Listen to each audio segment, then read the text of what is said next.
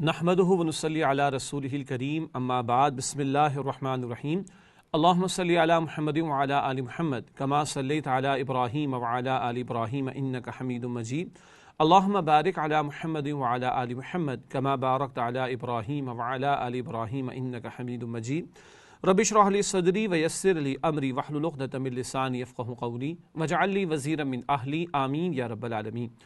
नाज़रीन किराम अस्सलामु अलैकुम व रहमतुल्लाहि व बरकातुहू। बयान सीरत सीरीज़ के साथ हाज़िर खिदमत है।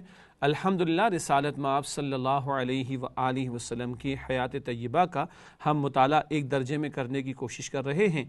आज बयान सीरत में हम बात करेंगे इनफरादी दावत और एलानिया तबलीग के हवाले से। अल्लाह के पैगम्बर अलैहिस्सलाम को दावत दीन की ज़िम्मेदारी अता हुई है। अव्वलन आपने इनफरादी सतह पर दीन की दावत का काम किया तकरीबन इब्तदाई 3 सालों तक, और फिर जब अल्लाह सुब्हानहू तआला का हुक्म आया तो एलानिया तबलीग का भी आपने आगाज़ फरमाया। आज की नशिस्त में इन्हीं हवालों से गुफ्तगू भी होगी और इस दावत दीन के रद्द अमल में जो कुछ मुशरिकीन की तरफ से पेश आया आइंदा की नशिस्तों में उस पर भी तज़किरा आपके सामने पेश किया जाएगा। अलबत्ता आज की नशिस्त में इनफरादी दावत और एलानिया तबलीग रिसालत में आप सल्लल्लाहु अलैहि वसल्लम की हयात तय्यबा में उसका कुछ तज़किरा आपके सामने रखेंगे। सबसे पहले इनफरादी दावत के 3 बरस। इब्तदाई तौर पर अल्लाह के पैगम्बर अलैहिस्सलाम ने इनफरादी सतह पर दीन की दावत का काम किया। पर्सन टू पर्सन ये काम आगे बढ़ा। इसमें भी हिकमतें हैं, इसके फ़लसफ़े को भी बाद में इंशाअल्लाह समझने की कोशिश करेंगे। अलबत्ता इब्तदाई 3 बरस हयात तय्यबा के इनफरादी सतह पर दावत दीन का काम जारी रहा। उसकी कुछ तफसीलात आपके सामने रखेंगे। इस दावत का आगाज़ घर से हुआ है और अल्लाह के पैगम्बर अलैहिस्सलाम ने अपने घर से इस दावत दीन का आगाज़ किया, और यहाँ दावत किरदार से पहले ही पेश हो चुकी है। और याद रखना चाहिए कि घर वालों के सामने अल्फाज नहीं, आमाल और किरदार की गवाही ज़रूरी हुआ करती है। चुनांचे इस ताल्लुक़ से ज़िक्र पहले भी हुआ, आज दोबारा उस ज़िक्र को आपके सामने रखते हैं। हज़रत खदीजा रज़ी अल्लाह तआला अन्हा की गवाही 40 बरस की उम्र में आगाज़ वही हुआ, और अल्लाह के पैगम्बर अलैहिस्सलाम पहली वही के बाद अम्मा खदीजा के पास तशरीफ़ लाए रज़ी अल्लाह तआला अन्हा। ये ज़िक्र पहले आ चुका। 15 बरस निकाह को हो चुके हैं और ये 15 बरस की पूरी गवाही है और मजमूई एतबार से 40 साल के किरदार की गवाही है जो ज़ौजा मोहतरमा की ज़बान पर आ रही है। हज़रत खदीजा रज़ी अल्लाह तआला अन्हा की गवाही पहली वही के नुज़ूल के बाद का मौका है। फरमाती हैं, बखुदा आप सल्लल्लाहु अलैहि वसल्लम को अल्लाह ताला रुसवा न करेगा। आप सल्लल्लाहु अलैहि वसल्लम सिला रहमी करते हैं, दरमांदों का बोझ उठाते हैं, तही दस्तों का बंदोबस्त करते हैं, मेहमान की मेज़बानी करते हैं और हक़ के मसाइब पर इआनत करते हैं। आप खुश हो जाइए और साबित कदम रहिए। उस ज़ात की कसम जिसके कब्ज़े में मेरी जान है, मैं उम्मीद करती हूँ कि आप इस उम्मत के नबी होंगे सल्लल्लाहु अलैहि वसल्लम। ये ख्याल का इजहार किया अम्मा खदीजा रज़ी अल्लाह तआला अन्हा ने। पहली वही के बाद जो कैफियत हुई है रसूल पाक अलैहिस्सलाम की, उस पर अम्मा खदीजा की तसल्ली भी और अल्लाह के पैगम्बर अलैहिस्सलाम के किरदार की गवाही भी घर से आ रही है। ये बात पहले भी जिक्र में आ चुकी है। बाहर तो बहुत लोग लीडर होते हैं, जो घर में लीडर हो वो वाक़अतन लीडर हुआ करता है। ये प्राइवेसी की ज़िंदगी जो ज़ौजा मोहतरमा के साथ आप सल्लल्लाहु अलैहि वसल्लम ने बसर की, वहाँ से क्या गवाही आ रही है। इतना उम्दा किरदार है रिसालत में आप सल्लल्लाहु तआला अलैहि व आलिहि वसल्लम का। इससे पता चला कि जो लोग करीबी हैं उनके सामने तो किरदार मौजूद होता है, और ये किरदार उम्दा हो तो दावत दीन का काम भी आसान होता है। आपकी ज़ौजा ही नहीं, दीगर चंद करीबी अफराद भी हैं जो आपके किरदार की गवाही देते थे और आपको वो देख चुके थे। चुनांचे अव्वल इन लोगों ने आगे बढ़कर दीन हक़ को कबूल भी किया है।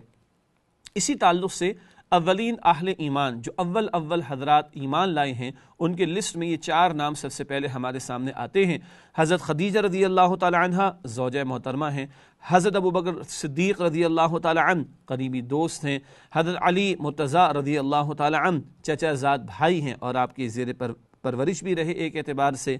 और हज़रत ज़ैद बिन हारिसा रज़ी अल्लाह तआला अन्हु आज़ाद करदा ग़ुलाम हैं। तो बीवी, दोस्त, कज़न और चचाज़ाद भाई और आज़ाद करदा ग़ुलाम, ये इंतहाई करीबी लोग हैं और ये अव्वल ईमान लाने वाले। और एक राय ये भी है کہ پہلے دن ہی جب آغاز وحی کا معاملہ ہو گیا اور حق آپ پر آشکار ہو گیا اور حق کی تعلیم آنا شروع ہو گئی اور یہ بات آپ کے قریبی لوگوں کے سامنے آئی ہے، تو ایک رائے یہ بھی کہ اول یہ ایمان لانے والے یہ پہلے دن ہی ایمان لے آئے رسول اللہ صلی اللہ علیہ وآلہ وسلم پر۔ اس سے پتہ چلا، پھر عرض کر رہا ہوں، کردار کی گواہی کتنی عمدہ اور ضروری ہے۔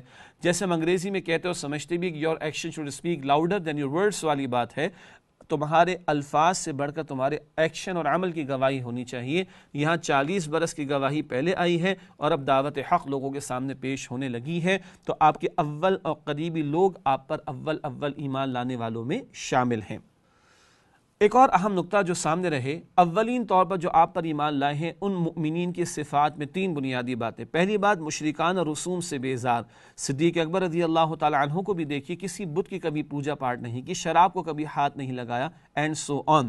تو اولین ایمان لانے والے وہ توحید پر کاربند ہیں فطری اعتبار سے، کیونکہ انسان کی فطرت میں توحید کا درس تو موجود ہے۔ حدیث شریف میں آتا ہے، بخاری کی روایت ہے، ہر بچہ فطرت پر پیدا ہوتا ہے، مراد توحید ہے۔ پھر اس کے ماں باپ ہیں جو اس کو یہودی نصرانی مجوسی بنا دیا کرتے ہیں، مگر فطرت توحید والی لے کر ایک بچہ دنیا میں آتا ہے، اور یہ سلیم الفطرت انسان جو تھے اولین طور پر جو نبی پاک علیہ السلام پر ایمان لائے، یہ مشرکان اور رسوم سے بیزار بھی تھے۔ نمبر 2، یہ حق کے متلاشی بھی تھے، اور بس انتظار تھا کہ ابھی کوئی پکار آ جائے اور آگے بڑھ کر اس کو قبول کر لیا جائے۔ یہی وجہ ہے خاص طور پر حضرت ابوبکر صدیق رضی اللہ تعالی عنہ کے بارے میں رسول اللہ صلی اللہ علیہ وسلم نے فرمایا کہ جس کسی کے سامنے میں نے دعوت توحید و دعوت حق کو پیش کیا، اس سے تھوڑا وقت لیا، کچھ وقت لیا، سوائے ابوبکر کے رضی اللہ تعالی عنہ، جیسے ہی میں نے پیش کیا لپک کر آگے بڑھ کر انہوں نے دعوت حق کو قبول کیا، اور وہ پاکیزہ فطرت کے حامل افراد تھے، اول ایمان لانے والے۔ اما خدیجہ کو دیکھیے رضی اللہ تعالی عنہ، وہ بھی مخلوق خدا کی خدمت کرتی تھی۔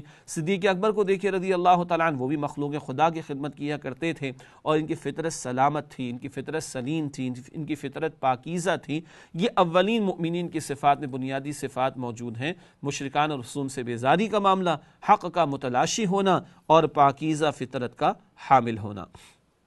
اسی اولین دور میں اللہ کے پیغمبر علیہ الصلوۃ والسلام کو نماز کا حکم بھی عطا ہوا۔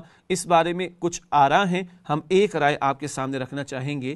اس ایک رائے کے مطابق ابتدائے اسلام میں 2 رکعت صبح اور 2 رکعت شام کی نماز فرض کی گئی، کیونکہ اللہ تعالیٰ کا یہ ارشاد ہے وَسَبِّحْ بِحَمْدِ رَبِّكَ بِالْعَشِيِّ وَالْإِبْكَارِ، صبح اور شام اپنے رب کی حمد کے ساتھ اس کی تسبیح کرو۔ ایک رائے جو اہل علم کی ہے، اس کے مطابق 5 وقتہ نماز تو فرض ہوئی معراج کی شب میں، اس سے قبل صبح کی 2 رکعت اور شام کی 2 رکعت کی نماز فرض کی گئی، ساتھ ساتھ مزید برآں قیام اللیل کا بھی حکم تھا، اور یہ ہم پہلے بھی پڑھ چکے ہیں سورۃ المزمل میں، یا ایھا المزمل قم اللیل الا قلیلا نصفہ او انقص منہ قلیلا او زد علیہ ورتل القرآن ترتیلا، 1/3 رات، 2/3 رات یا 2/3 آدھی رات، اور قیام اللیل میں ورتل القرآن ترتیلا، ترتیل سے قرآن حکیم کی تلاوت کرنا۔ اولین طور پر یہ صحابہ کرام پر بھی فرض کے درجے میں تھی، بعد میں جب 5 وقتہ نماز کی فرضیت آ گئی تو یہ تہجد کی نماز قیام اللیل نفل کے درجے میں آ گئی، گو کہ بہت افضل عمل ہے تہجد کی نماز کا اہتمام کرنا۔ البتہ ایک رائے کے مطابق بالکل شروع میں صبح کی 2 رکعت، شام کی 2 رکعت اور قیام اللیل رات کی نماز کی فرضیت کا حکم آیا تھا۔ اس سے پتہ چلا کہ پہلے دن سے ہی جو تعلیمات آئی ہیں ان میں فرضیت کے درجے میں جو بات اول آئی ہے وہ نماز کا اہتمام کرنا ہے۔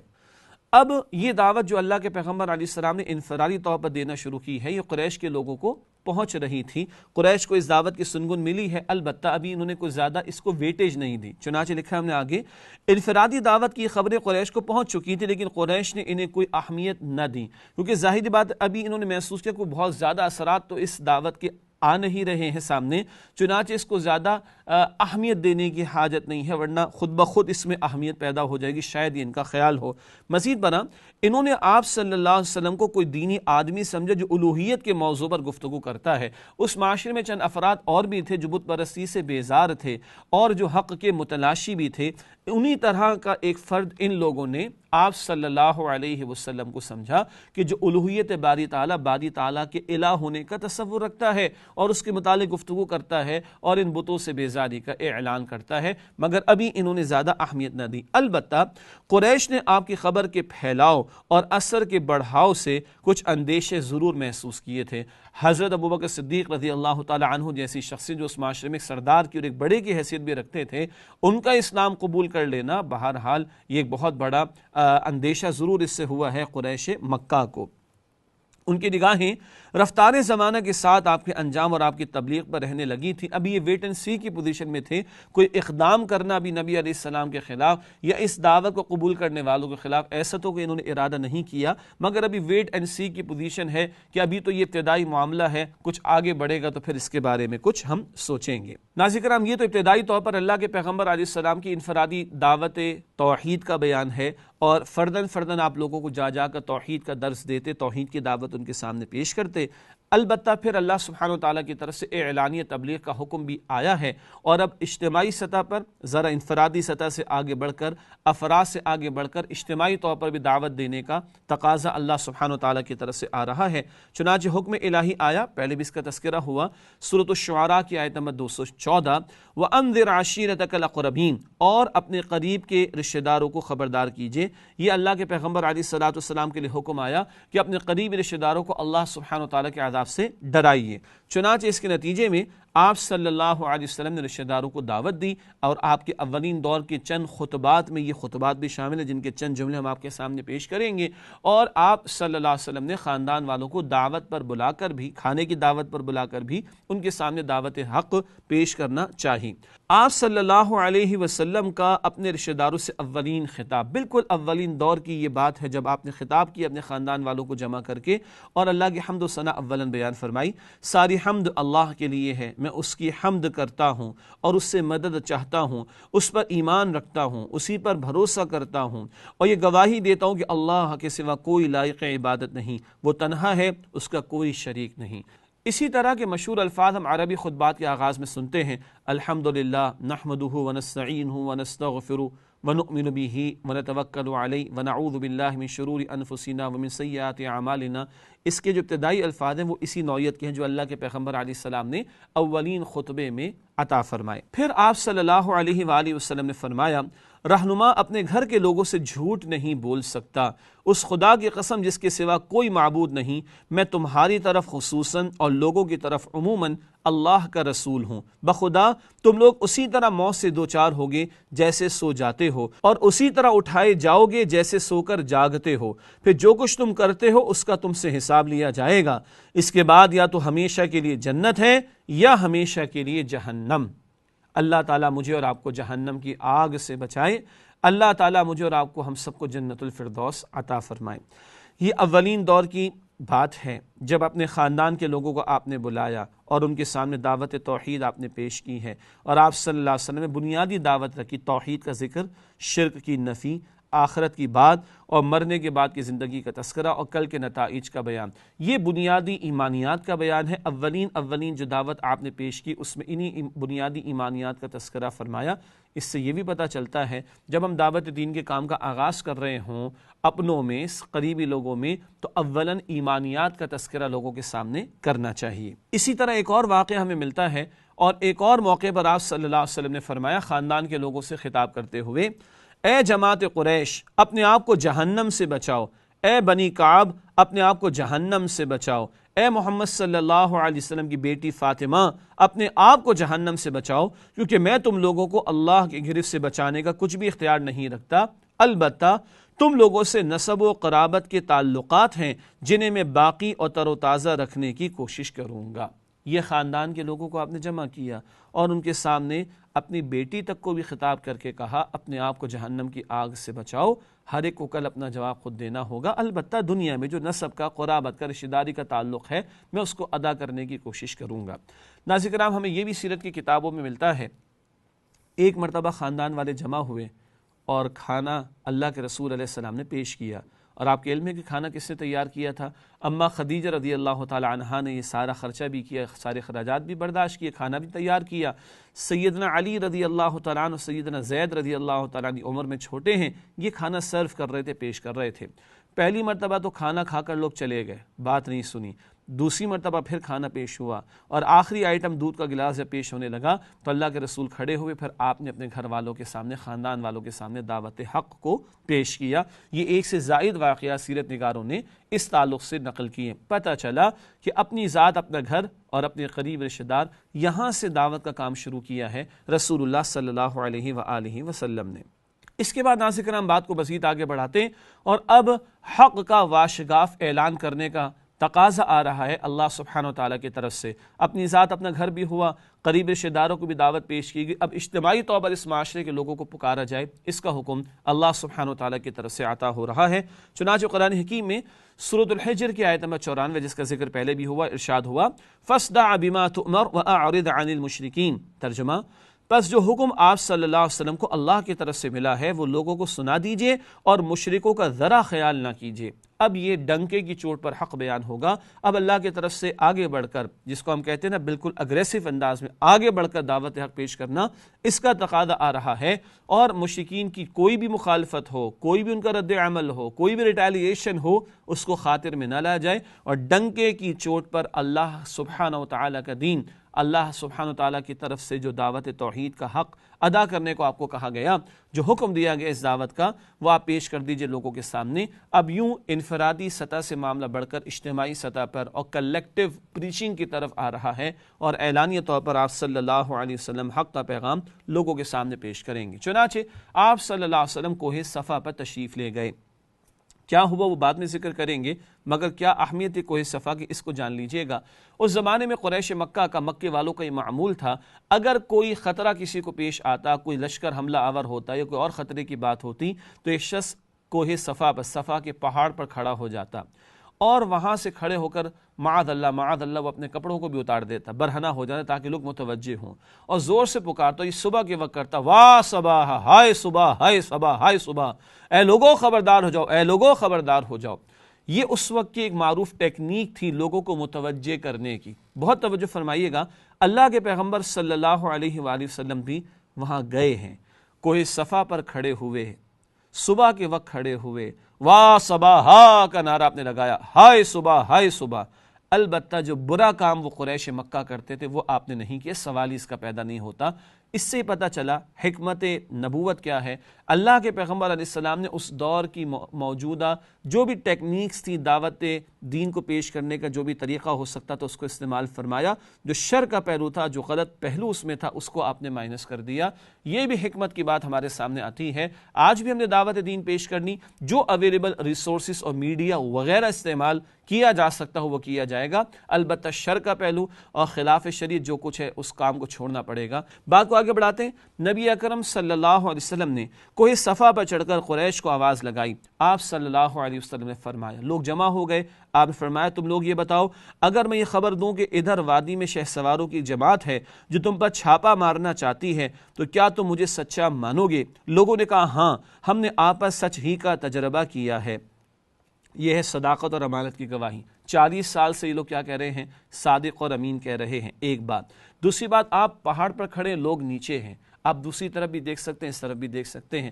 آپ نے فرمایا کہ تم تو دوسری طرف نہیں دیکھ سکتے، اگر میں کہوں کہ وہاں سے چھاپا مار دستہ آ رہا ہے، شہ سواروں کی جماعت آ رہی ہے، تم پر حملہ آور ہونا چاہتی ہے، کیا تم میری بات کو سچ مانو گے؟ ان سب نے کہا بالکل آپ کی بات کو سچ مانیں گے، ہم نے آپ پر سچ کا ہی تجربہ کیا ہے۔ پھر عرض کروں، کردار کی گواہی، کردار کی گواہی، کردار کی گواہی پہلے آئی ہے، اور اب دعوت توحید پیش کر رہے ہیں آپ صلی اللہ علیہ وسلم۔ جب ان سب نے ایک زبان ہو کر کہا کہ آپ نے ہمیشہ سچ کہا ہے، اب آپ نے فرمایا اچھا تو میں تو ایک سخت عذاب سے پہلے خبردار کرنے کے لیے بھیجا گیا ہوں، میں اللہ کا پیغمبر ہوں، میں اللہ کا رسول ہوں، اور ایک بڑا عذاب آنے والا ہے، جیسے تم یہاں نہیں دیکھ سکتے، یہاں سے وہاں نہیں دیکھ سکتے، پہاڑ کے پیچھے نہیں دیکھ سکتے، تم نے میری بات مانی، میں اگر کہوں کہ ایک لشکر تم پر حملہ آور ہونے والا ہے، شہ سواروں کی جماعت آنے والی، تم میری بات مانو گے؟ ایسے ہی جان رکھو میں اللہ کا فرستادہ، اللہ کا پیغمبر، اللہ کا رسول ہوں، اور تمہیں خبردار کرنے کے لیے آیا ہوں سخت عذاب سے۔ اگر تم اللہ کے ساتھ شریک کرو گے، اللہ کی توحید پر کاربند نہیں ہوگے، تم پر اللہ کا عذاب آئے گا، ایک بڑے عذاب سے میں تمہیں خبردار کرنے آیا ہوں۔ اس پر ابو لہب جو یہاں پر موجود ہے، یہ بھی سگا چچا ہے، اللہ اکبر، رشتہ دار ہے، یہ پہلو بھی سامنے رہے، اپنے ہی لوگ ایمان بھی لا رہے ہیں اول اور قریبی لوگ ہیں وہ شدید ترین مخالفت بھی کر رہے ہیں، دونوں پہلو سامنے رہیں۔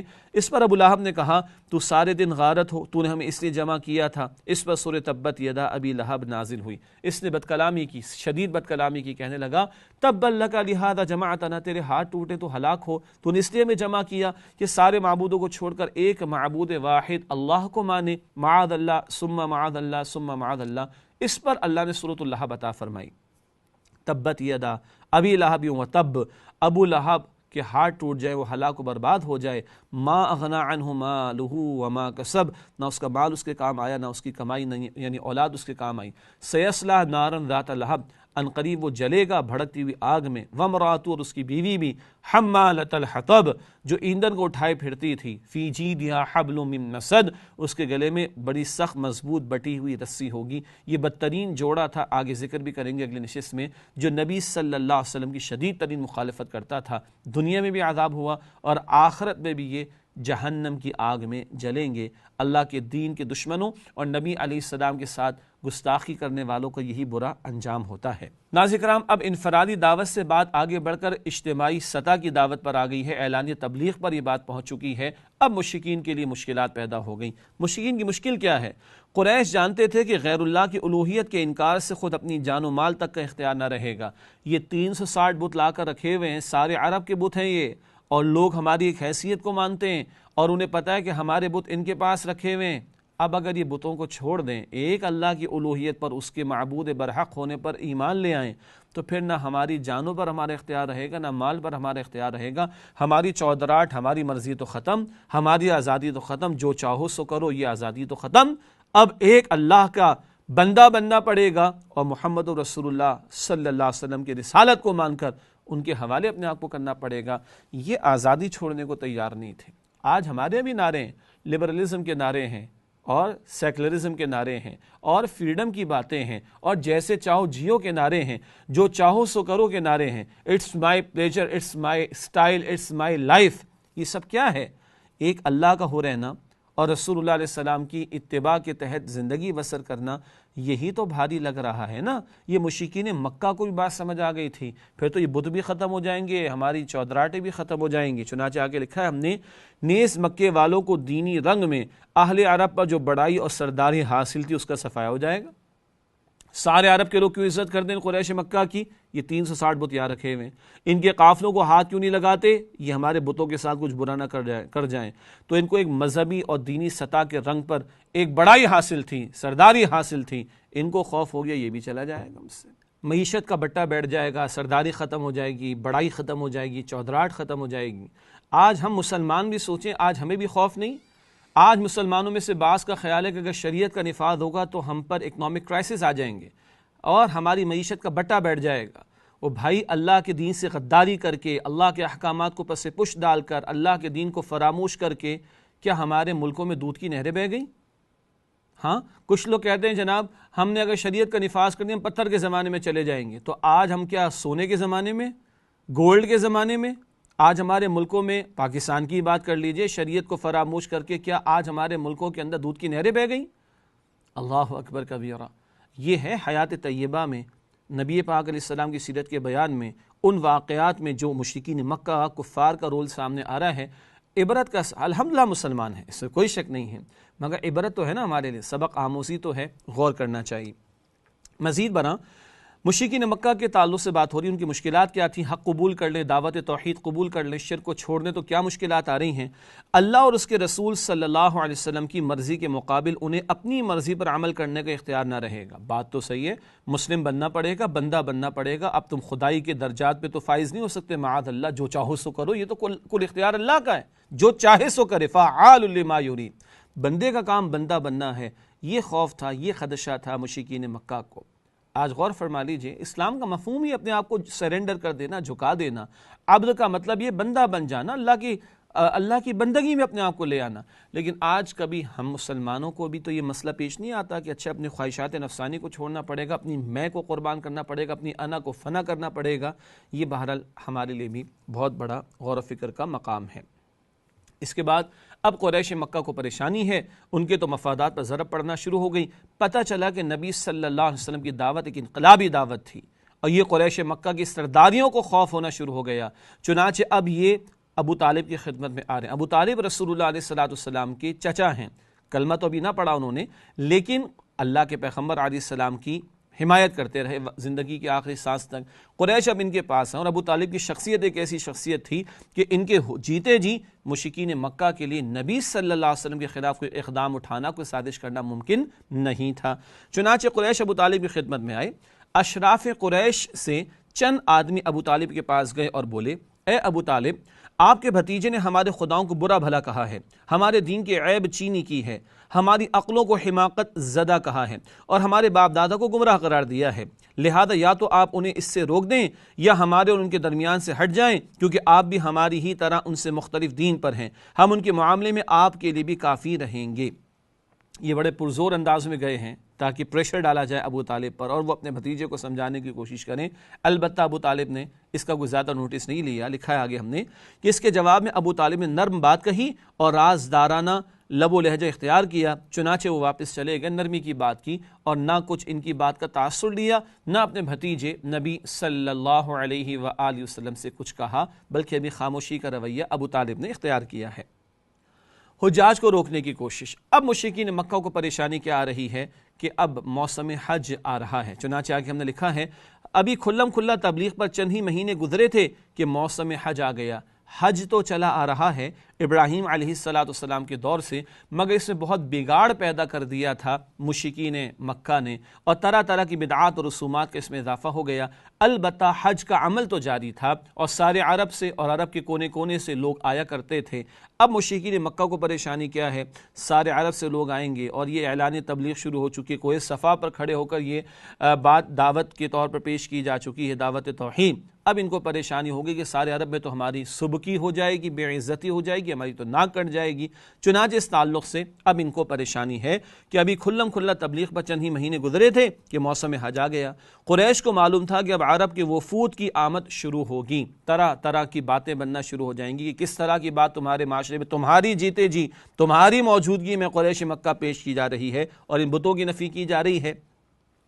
وہ ضروری سمجھتے تھے کہ نبی صلی اللہ علیہ وسلم کے متعلق کوئی ایسی بات کہیں کہ جس کی وجہ سے اہل عرب کے دلوں پر آپ صلی اللہ علیہ وسلم کی تبلیغ کا اثر نہ ہو۔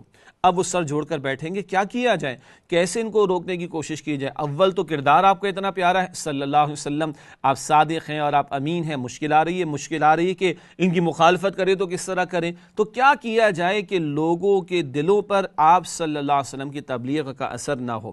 چنانچہ اس بات پر مشورہ ہوا اور یہ مشورے کے لیے ولید بن مغیرہ کے پاس گئے، جو ایک بہت بڑا سردار تھا، زیرک آدمی تھا، جہاں دیدہ آدمی تھا۔ ولید بن مغیرہ نے مشورہ دیا کہ ان کے بارے میں لوگوں سے کہنا کہ یہ جادوگر ہیں۔ اسی تجویز پر سب کا اتفاق ہوا، معاذ اللہ۔ ولید نے یہ بھی کہا اس کی بات میں بڑا اثر ہے اور بڑی شیرینی ہے اور یہ متاثر کر دینے والا کلام ہے، تو تم لوگوں سے کہنا یہ جادوگر ہے کہ جو دلوں کو بدل دیتا ہے اور جو لوگوں کی کیفیات کو بدل دیتا ہے۔ لوگوں تم اپنے دین سے پھر جاؤ گے، اپنے عقیدوں سے پھر جاؤ گے، اپنے باپ دادا کی بات سے پھر جاؤ گے، اس کی بات نہ سننا، یہ جادوگر ہے، معاذ اللہ ثم معاذ اللہ ثم معاذ اللہ۔ یہ ولید بن مغیرہ نے تجویز دی جس پر ان سب کا اتفاق ہوا۔ اب کیا ہوا؟ موسم حج آ گیا اور لوگ آنا شروع ہو گئے۔ کچھ کفار مکہ عازمین حج کے مختلف راستوں پر بیٹھ گئے۔ مختلف راستوں سے لوگ آئیں گے نا حرم مکہ کی طرف، تو مختلف راستوں پر یہ پلاننگ کے ساتھ بیٹھ گئے کہ جو آتا جائے اس کو ہم سمجھاتے جائیں، یہ جو محمد ہیں صلی اللہ علیہ وآلہ وسلم، ان کی بات کو نہ سننا۔ یہ اپنا پلان کر رہے تھے، اللہ تعالیٰ کا اپنا ایک منصوبہ ہوتا ہے، قرآن حکیم میں ہے نا، وَمَكَرُوا وَمَكَرَ اللَّهُ وَاللَّهُ خَيْرُ الْمَاكِرِينَ۔ یہ اپنی چالیں چل رہے ہیں، اللہ اپنی تدبیر فرما رہا ہے، اللہ سب سے بہترین تدبیر فرمانے والا ہے۔ ہر گزرنے والے کو آپ صلی اللہ علیہ وسلم کے خطرے سے آگاہ کرتے رہے، معاذ اللہ۔ کیا کہتے ہیں کہ دیکھو ان کی بات نہ سننے، جادوگر آدمی بدل دے گا تمہیں، تمہارے عقیدے بدل جائیں گے، باپ دادا کی رسومات بدل جائیں گی، باپ دادا سے تمہارا تعلق ختم ہو جائے گا، اس کا خطرہ ہے بہت بڑا، اس کی بات نہ سننا، اس کی بات نہ سننا۔ یہ راستوں پر بیٹھ کر ہر آنے والے کو بتانا ان لوگوں نے شروع کر دیا۔ ساتھ ساتھ ابو لہب بھی آپ صلی اللہ علیہ وسلم کے پیچھے پیچھے یہ کہتا کہ اس کی بات نہ ماننا، یہ جھوٹا بددین ہے، معاذ اللہ ثم معاذ اللہ۔ آپ اندازہ تو کیجئے، ایک طرف گھر کے قریبی افراد نے اسلام قبول بھی کیا اور دوسری طرف یہ بدترین دشمن ہے ابو لہب، جو آپ کے پیچھے لگا رہتا، اور مختلف حج کے موقع پر مختلف بازار لگتے تھے، عکاظ، مجنہ وغیرہ کے، وہاں بھی آپ کے پیچھے پیچھے جاتا اور لوگوں سے کہتا ہے لوگوں اس کی بات نہ سننا، یہ اپنے دین سے پھر گیا ہے، اس کی بات نہ ماننا، یہ جھوٹا ہے، معاذ اللہ ثم معاذ اللہ، آپ کے پیچھے لگا رہتا۔ سوچیں، نفسیاتی سطح پر سوچئے کیا اثر ہوتا ہوگا، کیا کیفیت ہوتی ہوگی، کیا گزرتی ہوگی رسول اللہ علیہ السلام پر، مگر یہ سب کچھ بیتا ہے اس راہ میں رسالت مآب صلی اللہ علیہ وسلم پر۔